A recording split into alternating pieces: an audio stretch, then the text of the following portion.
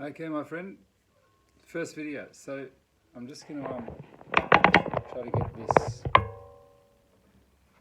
really on the fretboard for you. So I guess one project that we could have that would be really good is to get a chord repertoire going. So like to have all the open chords we'd need, plus obviously getting into some bar chords, like the bigger closed position shapes that are physically a lot more challenging, but we're going to need them because not every chord can be played as an open chord using open strings with fretted notes in the first 3 frets. So you could say that the kind of building blocks of the chord repertoire would be C, A, G, E, D, caged, like a caged animal. C, A, G, E, D. There's a whole guitar theory system based on C, A, G, E, D. So it's a good place to start. We might look at A becoming A minor and E becoming E minor because they're also very common chords. So once we get that locked away, then we build on filling that out. Basically, we've got a musical alphabet that goes A, B, C, D, E, F, G. So once you've got C, A, G, E, D, there's just a couple of other letters to get organised. And what we want is ultimately to have a major, minor and a dominant 7 chord for each of these musical alphabet letters. Okay, so that's a little bit of the background to where we're going with this. But practically speaking, to begin with, we just need to remind ourselves of C, A, G, E, D. Now, a lot of this is going to come back to you. Forgive me if you already have this memorized and the fingers are already doing this. But I'm just presuming that you haven't had much of a chance to play that much, so we're kind of going back a little bit. Okay, so let's start with C. Now, in terms of guitar language, just to recap, we've got 6, 5, 4, 3, 2, 1. This is the bottom string and this is the top string. And obviously frets, fingers, 1, 2, 3, 4. Okay, so for the C chord, first finger, second string, first fret, second finger, fourth string in the second fret, and third finger, fifth string in the third fret. We're wanting to get those fingers close to that forward fret and also curled up as much as we can, especially getting back into it to get clearance on those other strings.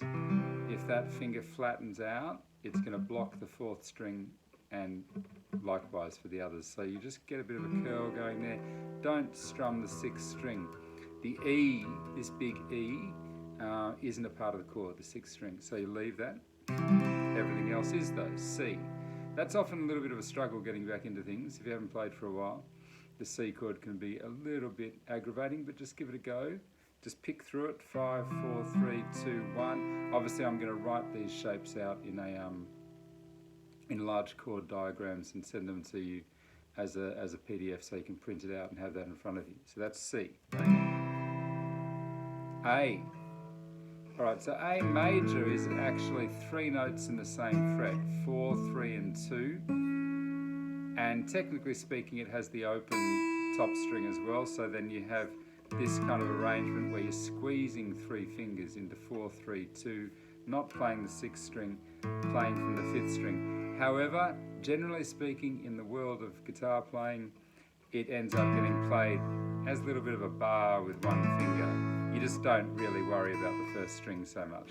So both are good. Now this one's really good for any kind of rock and roll kind of riffs or bluesy things we do in that, because you can kind of hang stuff off that shape. This maybe is a little bit more for the kind of open, more folky kind of strummy songs to play the full A major. Yeah. So A, C, A major. Let's look at A minor as well while we're here, because this is a very common chord. It's probably going to turn up in the first few songs we look at. First finger, it's a lot like the C chord. I want you to think about the A minor being more closely related to C, actually, than it is to A major. Because once we change that note to the minor, it actually puts it in a different context, a different key, really, if you like, yeah? So, there's A major, A minor. A minor is a lot like the C chord. Instead of having the third finger on the 5th string, it's on the 3rd string in the 2nd fret. So you have 4 and 3 in the second fret and 2 in the first fret. And we are hearing from that first string, but not the bottom string. Okay, so we got C, A major, A minor.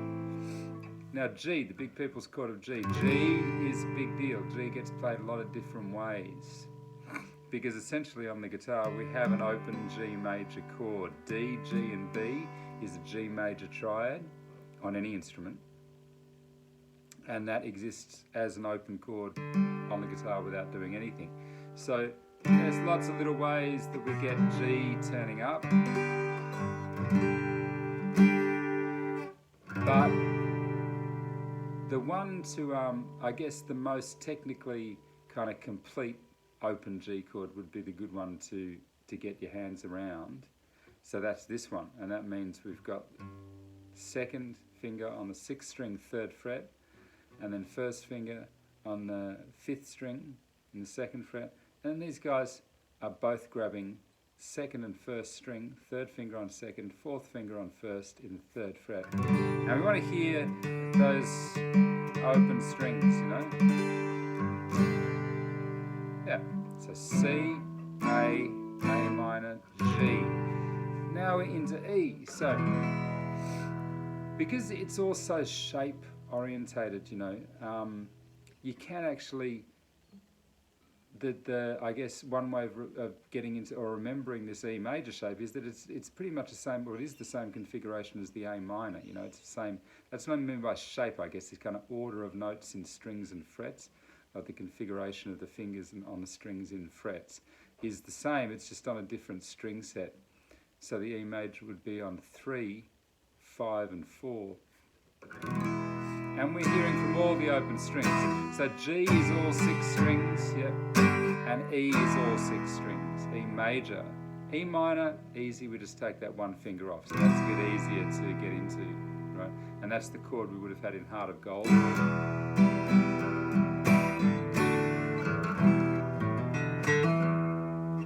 Yeah. Okay, so G and E, E minor. So then we're to D. So D is a bit smaller than the others. It's a 4-string strum. So it's only 4 strings. Second finger is 2nd fret, 1st string. First finger is 3rd string. And 3rd finger is 2nd string, 3rd fret. Little triangulated shape like that. 3rd string, 1st string, 2nd string, yeah?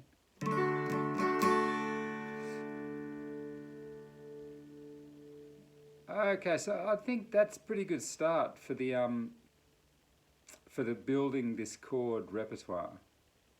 Yeah, and obviously, you know, it goes without saying that repertoire would indicate that you know these off by heart. So then, if you were to be looking at a song and it had a bunch of chords with some lyrics, and you know you're wanting to learn that song, you don't have to look back, you don't have to look up these chords, they're just there, they're in your trick bag of what you can do, so you just bring them out.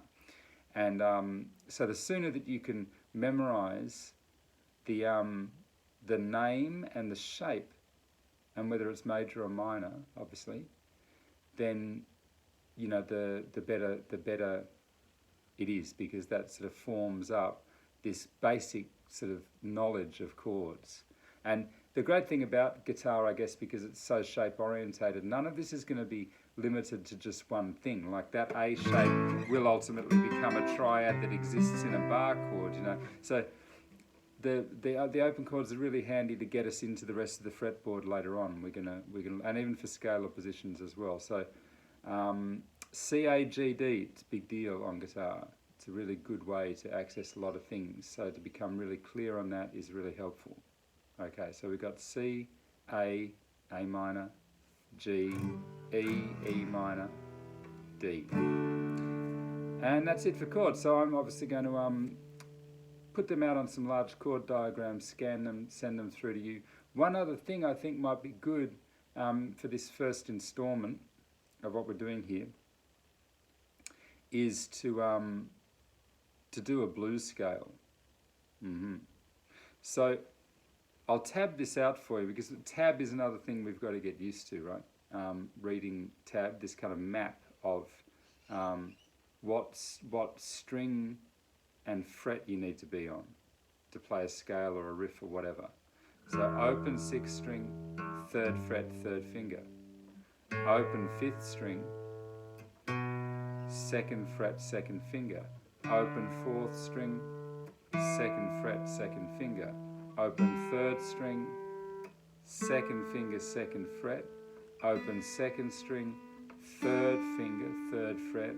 Open 1st string, 3rd finger, 3rd fret. So look, it's actually, in anyone's language, it's pretty simple, right? You're starting with an open string and then you go into one fretted note. It's either the 3rd finger or the 2nd finger. Fingers are the same as frets here. So the 3rd finger is going to play the 3rd fret note, 2nd finger is going to play the 2nd fret notes. So it's probably the simplest kind of scale that is on guitar, right? And what you can do then is just try to get into using the pick. Remember how to fold the pick on the side of the finger, and then not show too much pick, just to back it off a little bit, and then try to coordinate just getting a clean strike on those notes. You can just do all down picks to start with, and then you might want to go to think about doing up and down, alternating up and down, okay? Alright, so I can write that out for you as well. I think that's a pretty good first little installment. You know, I'll probably end up doing about 3 of these with some written stuff to cover 2 lessons worth of material for you. Yeah, so enjoy. Hopefully this is an 11-minute video. Hopefully it sends okay to YouTube, and you'll get a link, and you can go through and scrub back through it, find the bits that you need, whatever. Good. Okay, mate. I'll send you some written stuff real soon. Thank you.